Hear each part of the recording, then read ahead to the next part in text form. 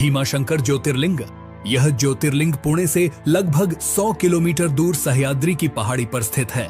इसे भीमाशंकर भी कहते हैं। इस ज्योतिर्लिंग की स्थापना के विषय में यह कथा कही जाती है। प्राचीन काल में भीम नामक एक महाप्रतापी राक्षस था। वह कामरूप प्रदेश में अपनी मां के साथ रहता था। वह महाबली राक्षस राज रावण के छोटे भाई कुंभकर्ण का पुत्र था, लेकिन उसने अपने पिता को कभी देखा न था। उसके होश संभालने के पूर्व ही भगवान राम के द्वारा कुंभकर्ण का वध कर दिया गया था। जब वह युवावस्था को प्राप्त हुआ तब उसकी माता ने उससे सारी बातें बताईं। भगवान विष्णु के अवतार श्री रामचंद्र जी द्वारा अपने पिता के वध की बात सुनकर वह महाबली राक्षस अत्यंत क्रुद्ध हो उठा। अब वह निरंतर भगवान श्री हरि के वध का उपाय सोचने लगा। उसने अपने अभीष्ट की प्राप्ति के लिए 1000 वर्ष तक कठिन तपस्या की। उसकी तपस्या से प्रसन्न होकर ब्रह्मा जी ने उसे लोक विजयी होने का वर दे दिया। अब तो वह राक्षस ब्रह्मा जी के उस वर के प्रभाव से सारे प्राणियों को पीड़ित करने लगा। उसने देवलोक पर आक्रमण करके इंद्र आदि सारे देवताओं को वहां से बाहर निकाल दिया। पूरे देवलोक पर अब भीम का अधिकार हो गया।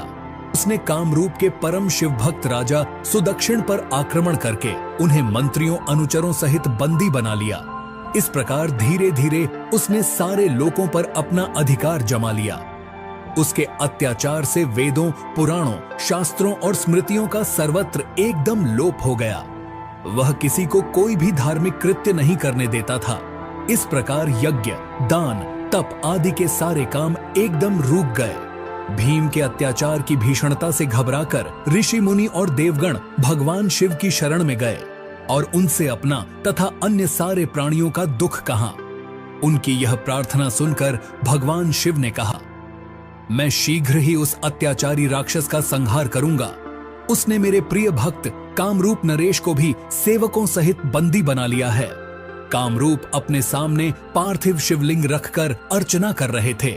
उन्हें ऐसा करते देख क्रोधोन्मत्त होकर राक्षस भीम ने अपनी तलवार से उस पार्थिव शिवलिंग पर प्रहार किया, किंतु उसकी तलवार का स्पर्श उस लिंग से हो भी नहीं पाया कि उसके भीतर से साक्षात शंकर जी वहां प्रकट हो गए।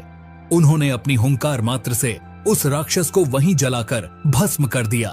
भगवान शिव जी का यह अद्भुत कृत्य देखकर सारे ऋषि मुनि और देवगण वहां एक होकर उनकी स्तुति करने लगे। लोगों ने भगवान शिव से प्रार्थना की कि महादेव, आप लोक कल्याणार्थ अब सदा के लिए यहीं निवास करें।